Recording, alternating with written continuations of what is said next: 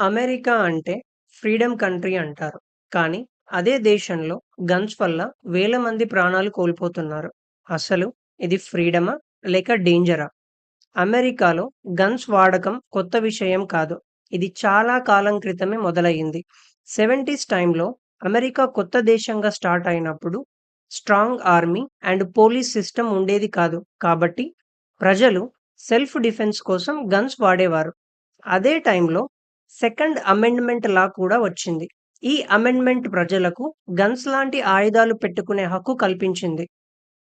కాలం మారింది, కానీ లా మాత్రం అలాగే ఉంది.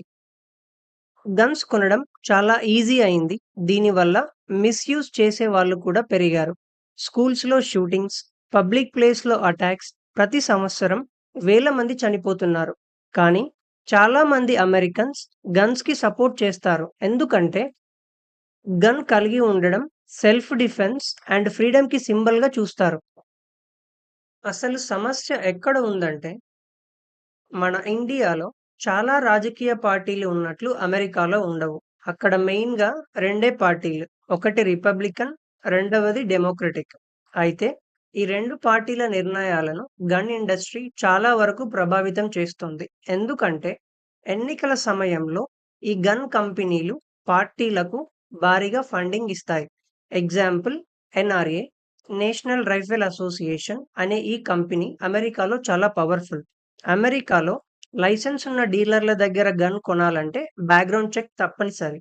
కానీ ప్రైవేట్ వ్యక్తుల దగ్గర గన్ కొంటే ఎలాంటి బ్యాక్‌గ్రౌండ్ చెక్ అవసరం లేదు.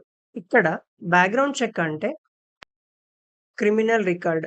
గతంలో ఏమైనా నేరాలు చేశారా? Second one mental health issues. ఏమైనా సీరియస్ మానసిక సమస్యలున్నాయా? Third one domestic violence cases. ఇంట్లో భార్య ఆర్ పిల్లల మీద దాడి చేసిన హిస్టరీ ఉందా? Fourth one court orders. Court ఏమైనా రిస్ట్రిక్షన్స్ పెట్టిందా?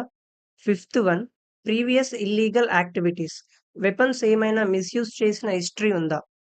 ఇప్పుడు బ్యాక్‌గ్రౌండ్ చెక్ అనేది అన్ని స్టేట్స్‌లో లేదు. సో, 2013లో గన్స్ కొనేవారి అందరికీ ఇక్కడ అందరికీ మీన్స్ అమెరికాలోని ప్రతి స్టేట్‌కి స్ట్రిక్ట్ బ్యాక్‌గ్రౌండ్ చెక్ ఉండాలని ఒక ప్రపోజల్ తెచ్చారు. కానీ సెనేట్‌లో తగినంత సపోర్ట్ లేకపోవడంతో ఆ ప్రయత్నం కూడా ఫెయిల్ అయింది. అమెరికాలో సెనేట్ అంటే మన ఇండియాలో రాజ్యసభ లాంటిది. మన దగ్గర ఏదైనా కొత్త బిల్లు చట్టంగా మారాలంటే రాజ్యసభ ఆమోదం ఎలా తప్పనిసరో అమెరికాలో కూడా సెనేట్‌లో గ్రీన్ సిగ్నల్ ఇస్తేనే అది చట్టంగా మారుతుంది. అందుకే గన్ కంట్రోల్ బిల్లుకు సెనేట్‌లో సపోర్ట్ దొరక్కపోయేసరికి అది అక్కడే ఆగిపోయింది. సింపుల్‌గా చెప్పాలంటే అమెరికాలో గన్ లాస్ అన్ని చోట్ల ఒకేలా ఉండవు. ప్రతి స్టేట్‌కి రూల్స్ డిఫరెంట్‌గా ఉంటాయి. దీనివల్ల క్రిమినల్స్‌కి ఈజీగా గన్స్ అందుబాటులో ఉంటాయి. అమెరికాలో గన్ కొనాలంటే అక్కడ మీరు ఏ స్టేట్‌లో ఉన్నారన్న దాన్ని బట్టి అక్కడ రూల్స్ మారుతాయి. ఫర్ ఎగ్జాంపుల్ యూఎస్ సిటిజన్స్ మరియు గ్రీన్ కార్డ్ హోల్డర్ అయితే background check plus age rules follow అవ్వాలి. కానీ వీసా మీద ఉన్న అదర్ కంట్రీ సిటిజన్స్ నేరుగా గన్ కొనలేరు. వారికి ఏదైనా స్టేట్ స్పెషల్‌గా ఇచ్చిన హంటింగ్ లైసెన్స్ పర్మిషన్ ఉండాలి. అది లేకపోతే గన్ కొన్నా, దగ్గర పెట్టుకున్నా అమెరికాలో పెద్ద క్రైమ్. హంటింగ్ లైసెన్స్ అంటే ప్రభుత్వం ఇచ్చే ఒక స్పెషల్ పర్మిషన్. అది ఒక స్పెషల్ టైంలో, స్పెషల్ ప్లేస్‌లో హంటింగ్ కోసం మాత్రమే వాడాలి. మీకు తెలుసా? కొన్ని అఫీషియల్ రిపోర్ట్స్ ప్రకారం అమెరికాలో మనుషుల కంటే గన్స్ ఎక్కువున్నాయి. ప్రతి 100 మందికి దాదాపు 120 గన్స్ ఉన్నాయి. ప్యూ రిసర్చ్ సెంటర్ లెక్కల ప్రకారం 2021లో ఒక్క ఏడాదిలోనే దాదాపు 48,000 మంది గన్ వల్ల చనిపోయారు. ఇందులో ఆత్మహత్యలు, హత్యలు 2 ఉన్నాయి. 2023లో మాత్రమే 600 ప్లస్ మాస్ షూటింగ్స్ రిపోర్ట్ అయ్యాయి. వరల్డ్ వైడ్‌గా జరిగే మాస్ షూటింగ్స్‌లో అమెరికా ఫస్ట్ ప్లేస్‌లో ఉంది. ఫ్రీడమ్ ఎక్కువైతే మిస్‌యూజ్ కూడా జరిగే ఛాన్స్ ఉంటుంది. అందుకే గన్ ఫ్రీడమ్ ఇప్పుడు డేంజర్‌గా మారింది. ఫ్రీడమ్ ఉండాలి. కానీ అది పక్కవాడి ప్రాణం తీసేలా ఉండకూడదు కదా!